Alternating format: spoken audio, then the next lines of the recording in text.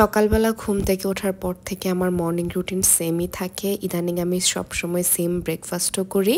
তো এর জন্য আজকে আর সব কিছু দেখালাম না। ঘুম থেকে উঠে লেবু পানি খেলাম, তারপর কলা খেলাম, বয়েলড এগ খেলাম। পরে আজকের মিড মর্নিং আম্মু দিয়েছিল জাম্বুরা আর আমরা। পরে এখানে আয়রা বেবি আর সিয়ারা বেবি টুইনিং করে হিজাব পরেছে, দুজনকে খুবই সুন্দর লাগছে, সবাই মাশাল্লাহ বলতে ভুলবে না। পরে চলে গেলাম কিচেনে, আম্মু আজকে কি রান্না করছে সেটা দেখার জন্য।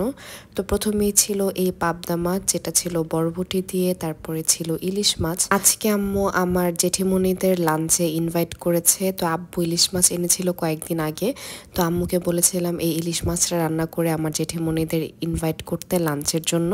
তো আজকে আম্মু ইলিশ মাছটা রান্না করবে, তো সবাই আসবে লাঞ্চে। তো এখানে আম্মু সরষে ইলিশ রান্না করছিল। আম্মুর হাতের সরষে ইলিশ খুবই মজা হয়, আর আম্মু পুরোটা সরিষার তেলে রান্না করে, এর জন্য অনেক স্মেল হয়। তারপরে এখানে আম্মু করলা ভাজি রান্না করেছিল। তারপরে ওই দিন ভাতের সাথে মাছের সাথে ছিল খুদের ভাত আর অনেক রকমের ভর্তা। তো এখানে ভর্তা সম্পর্কে আমার খুব একটা আইডিয়া নেই, এগুলি কি ভর্তা সেটাও আমি বলতে পারবো না।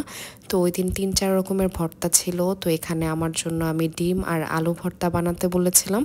সবাইকে দেখি যে ডিম আর আলু একসাথে সিদ্ধ করে ভর্তা খায়, তো ওরকমই একটা আমার জন্য বানাতে বলেছিলাম, আর সাথে ছিল খুদের ভাত।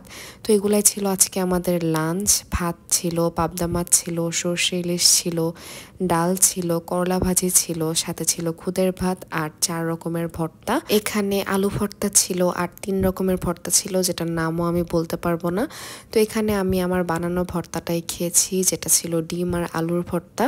তো এটা খেতে খুবই মজা হয়েছিল। আমি খুব অল্প একটু খুদের ভাত দিয়ে এই ভর্তাটা খেয়েছিলাম। আর এখানে আমার আয়রা বেবি একদম রাগ করে আছে, কারণ ও ডিম ভর্তা খাবে আর আমি ডিম ভর্তা সবগুলা খেয়ে ফেলেছি। আয়রা বেবি আমাকে যেটা খেতে দেখবে সেটারই মর্জি ধরে বসে থাকবে। তো যাই হোক, এখানে তারপর আমি রেডি হয়ে চলে আসলাম তাড়াহুড়া করে জিমে, কারণ খাওয়ার পরপরই আমার জিম থাকে। তারপর ওই দিন ছিল বৃহস্পতিবার, রাস্তায় এত জ্যাম ছিল যে আমি অনেকটা রাস্তা হেঁটে আসতে হয়েছে। তো বাসায় এসেই দেখি সিয়ারা বেবির একটা বেবি সিটার ভাবি অর্ডার করেছিল, সেটা ডেলিভারি করা হয়েছে। পরে এটা হচ্ছে রাতে, সবাই একসাথে গল্প করলাম, রাতে আর কিছু খাইনি। So yeah, that was it for today. Thank you so much for watching.